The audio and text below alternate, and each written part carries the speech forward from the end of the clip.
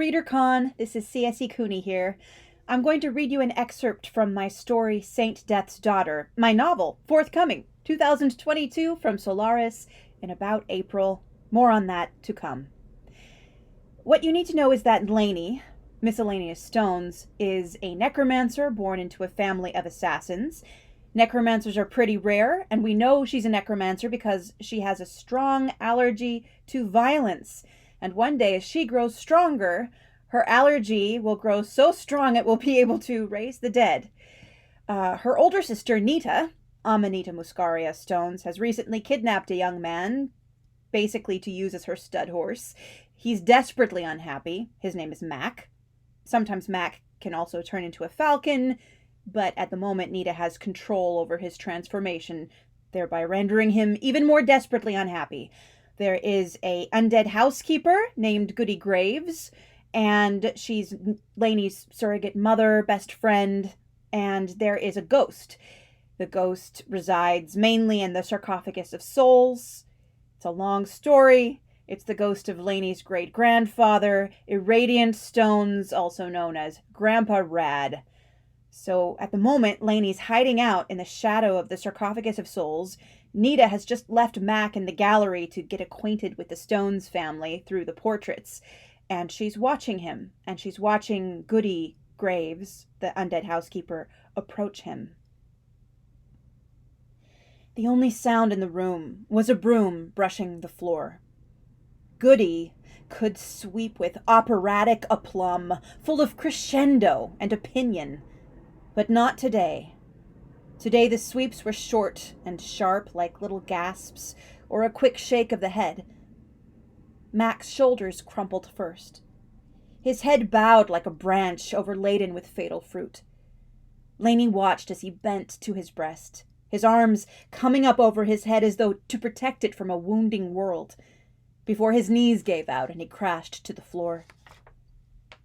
The shh, shh, shh of the broom bristles continued, only now they were tranquil as a lullaby. Goody Graves swept herself ever nearer to the Jagardi until she stopped and squatted from her towering height to brush her heap of dust and debris into a pan. This brought her to Mac's level. She reached out a large gray hand to touch his shoulder. Mac looked up in despair. His face, Lainey thought, wonder-struck. His face. She shook her head, collecting herself. His face, she observed, is much easier to look at when he's not confronting someone he wants to rip into gobbets. The Djirgardi was of a height with Nita, a lean length of about 6 feet or so. Ceremonial scars adorned his face, small hook-like marks curving along forehead, cheekbones, and jawline. His complexion was a touch lighter than Nita's, of deep winter tawniness that would bronze in the summer sun. Ember red hair flew out every which way from his head, bright as flame. The clear mineral green of his eyes was like the absinthe Aunt Diggy used to drink to celebrate a successful hit. He gazed at Goody as if seeing her for the first time. Confusion crowded out despair, then cleared as he recognized her for what she was.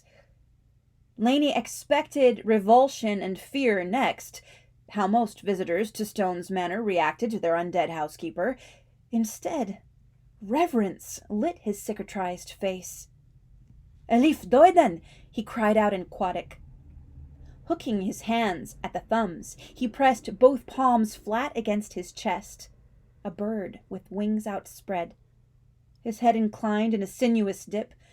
To Lainey's surprise, Goody returned the obeisance, taking it one step further by afterwards unhooking her thumbs, uncrossing her palms, and proffering her open hands to him. The bass echo of her voice sounded from the bowels of her being. "Djirgardi Idin Quadib." But Mac shook his head sharply. "No, lady." He spat in Lyrian. "Not Djirgardi. I am this." His fists clenched, slamming against his breast once, twice, thrice. "I am this now. I am nothing." Lainey muffled an oof as his self-violence bruised her own chest. Her contusions were only echo wounds.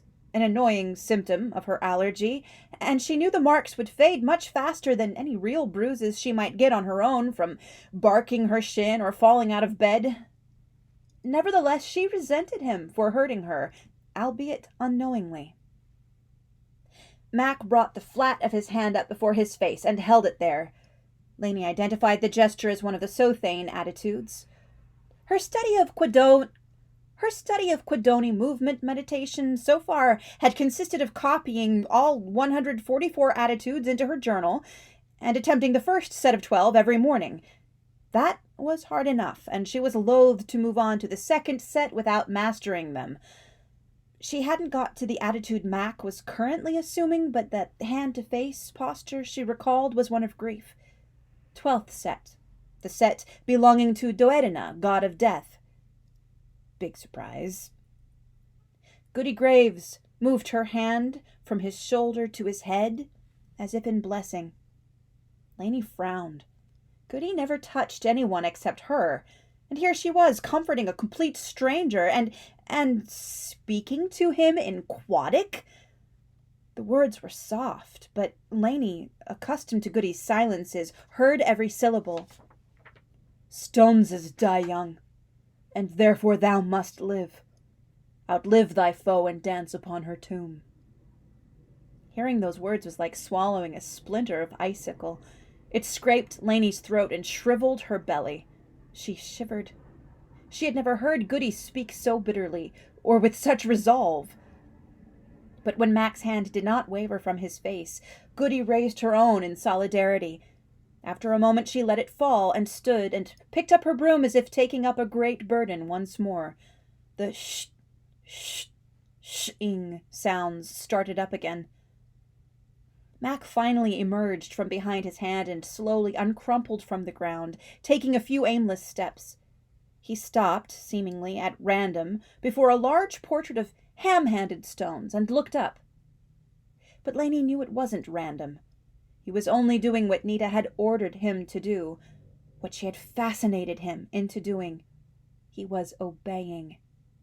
But she noted that he hadn't obeyed right away. He was still fighting her. He followed the letter of her command, but listlessly, with no real interest or attention.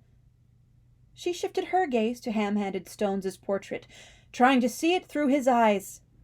Not unworthy of attention, he'd been war chief to Blood Royal Maul Brackenwild in the generation after Lyriat's foundation. His portrait had pride of place in Stone's gallery, occupying a large rectangle of wall between Delirious Stones' poison cabinet and a more-than-life-size self-portrait of Celerity Stones. Ham-Handed glowered down at all he surveyed. He was beefy, beetle-browed, irate. His heavy jowls billowed with the most ferocious, and in Lainey's opinion, absurd, black sideburns that wanted, in Lainey's opinion, a stout pair of shears and a burly shepherd to keep them in line.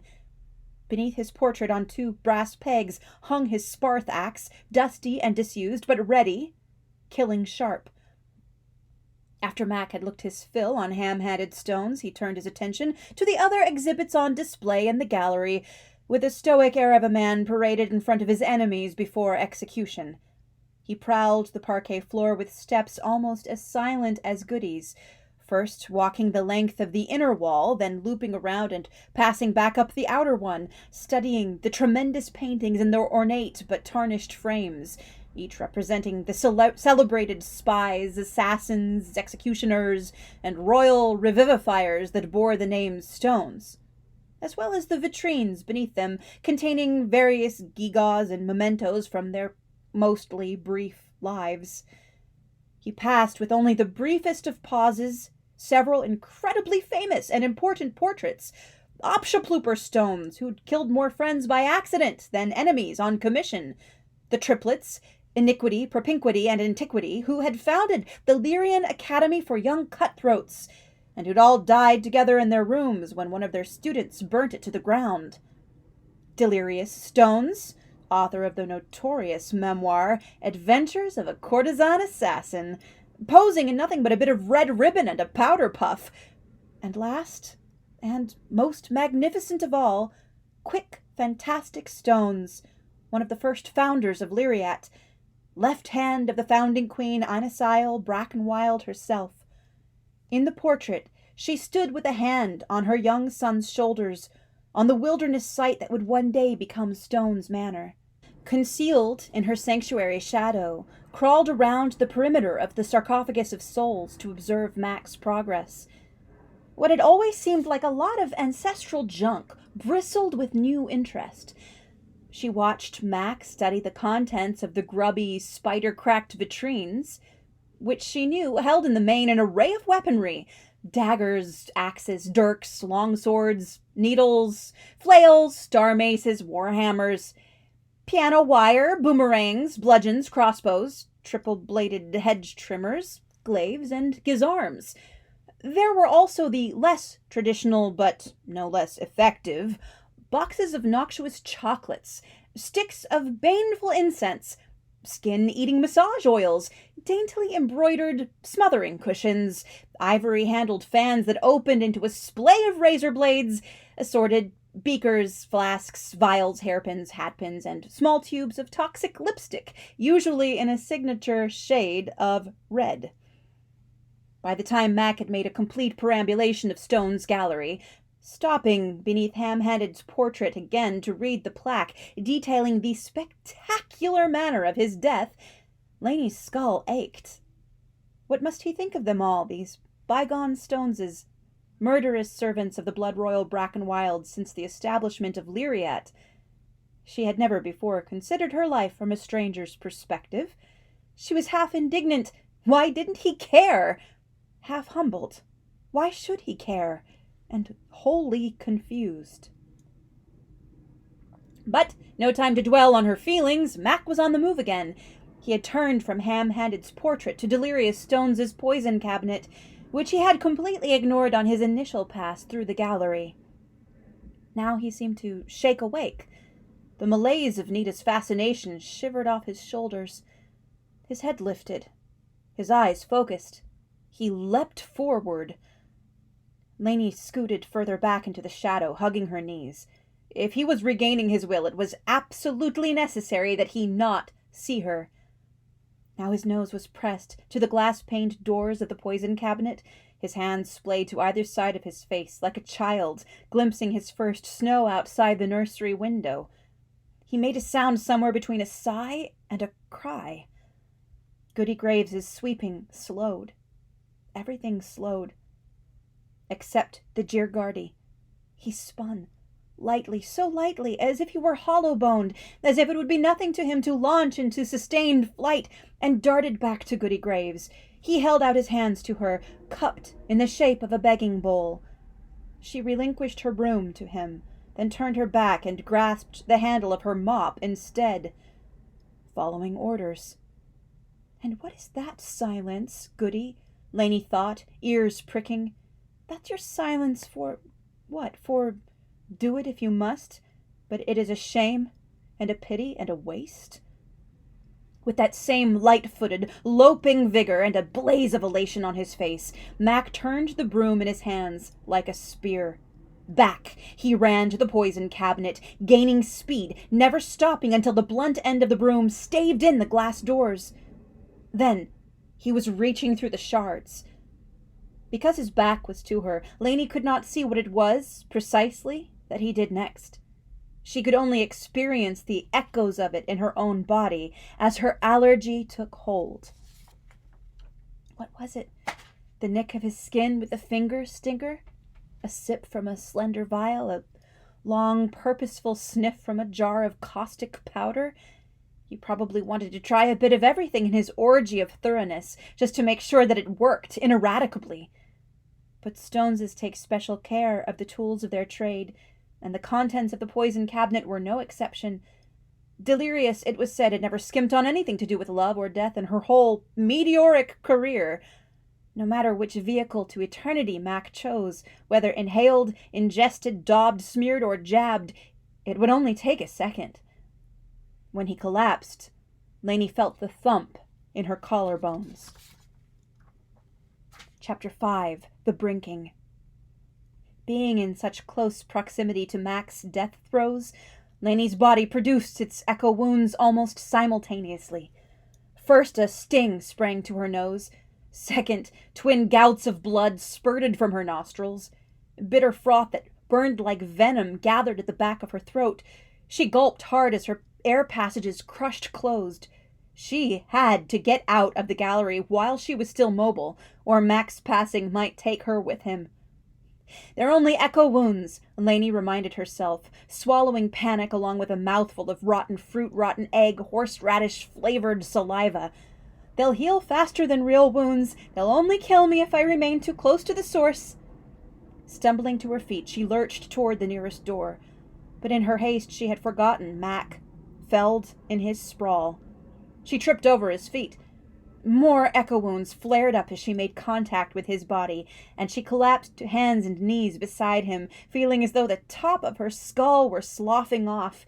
Something not tears dripped from her eyes, something viscous and obscuring. Mac's jaw locked as unknown poisons gripped his body, foam welling from nose and mouth. The corners of his eyes bled darkly, but the eyes themselves were clear and cold and open. And he saw her. Mac saw her, and he turned his face to the wall, just as Abba had when she died. Well, Lainey would not stand for it a second time, not from him, who was not even kin, no matter what Nita said. No! The guttural, gravelly voice that burst from her throat surprised her. She had thought all those passages squeezed shut. But it wasn't an entirely foreign phenomenon. She had made similar noises a few times in her life now. They were what her screams had deepened into after Nita made her leap from that window. The noise she'd made the morning she found her kitten Catabasis dead in her little box. It was ricin that time. No animal lived long in Nita's house, nor any vulnerable thing Lainey loved too visibly. And then, that time when Nita tore the cloth head off Hoppy Bunny's sock body, Lainey had gone to bed muttering in a voice like ground-up rocks how she would learn so much death magic that her sister would never, ever be able to harm her or anything she held dear ever again. "Live!" Lainey commanded now, and it seemed as if her voice had doubled in its deepening, that she was speaking both with her throat and with something else, a second voice that defied physiology. Grandpa Rad never mentioned anything like it in his journals, but Lainey knew that her second voice was the sound of her death magic, just as surely as the smell of her death magic was citrus. Mac was not all the way dead, not yet, so Lainey's death magic could not compel him to listen and obey. Even if he were dead, she knew that her voice alone could never do the trick of raising him back up. For that she needed Actenica, and even Actenica, if he were well and truly dead, would not last long. Part of him was alive, but many tiny, invisible, vitally important parts of him were dead already. And as those parts of him were dead, Lainey could use them. She could mix her living blood with his partially dead matter and make Actenica that would obey her. And maybe, just maybe, that would be enough to teach his living body how not to die. Already Mac was beginning to buck and shudder. Lainey hastily spat a mouthful of blood into her gray left hand and smeared it onto the scarlet-flecked spume on his mouth. Flecks of their mingled fluids began to glow blue. "Jirgardi idin Quadib," Lainey growled, still in that doubled voice. She set both her hands on either side of his face, her breath trembling on his copper-sparked lashes. "Live! Live, damn you!" Moving her left hand from his cheek, she rested it against his chest. The dark gray of her wizard mark seemed to lift from her skin like a mist, like silvery dandelion fluff going to seed. His heartbeat scudded against her palm, erratic, weak, an exhausted fugitive pounding a barred door in a blizzard as a slink of wolves closed in behind him. Lainey's tears burned like scalding pitch. These, too, she directed into Mac's mouth, where they sizzled blue. Her own heart, mimicking his as it died, was an awkward butterfly fluttering feeble wings against a tightening net. She lifted her fists and pounded his breast as he had done 3 times. Her own chest ached in protest. "Live!" she shouted, her voice huge now, filling Stone's gallery. "Live! Damn it! Damn you! Do a decafold, Mac Cobb, or whoever! You will not take me with you!" From miles and miles away she heard the ghost in the padlock shout, "Yes, that's the way, girlie, you show him!" And then a bright smell trumpeted up from the floor. The taste of death magic poured into her as if she had dashed beneath a roaring waterfall of freshly squeezed grapefruit and opened her mouth. The tang cleared the rusty filth from her nose, the poison from her palate, expanded her throat, let her breathe again. Her eyes flew open as if sparked by lightning. The room around her had turned yellow, the walls sloping away from the carpet as crazy angles, peeling back like petals and oozing a distorting amber sap that hardened and shone like jewels. This was the world as she saw it on a high holy fire feast day, when the panthoma of the gods boosted her own mortal magic. But she had never experienced such a thing off surge before, and never when making a simple actenica. Except Lainey had never tried to make an actenica out of a slightly living person's matter before. Had she bungled something, or did this phenomenon have to do with the proximity of tomorrow's surge? She dragged her gaze back to Mac's envenomed body and saw a lady kneeling across from her, right at his head. The lady had a quiet brown face, cowled all in gray. The train of her gray cloak was made up of thousands upon thousands of small intersecting bones. It seethed out behind her, swallowing the parquet floor with a faint clicking sound.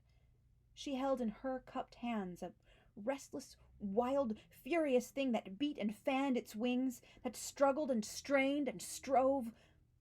Lainey had never met the lady before, but she had seen her likeness in countless statues and murals and shrines.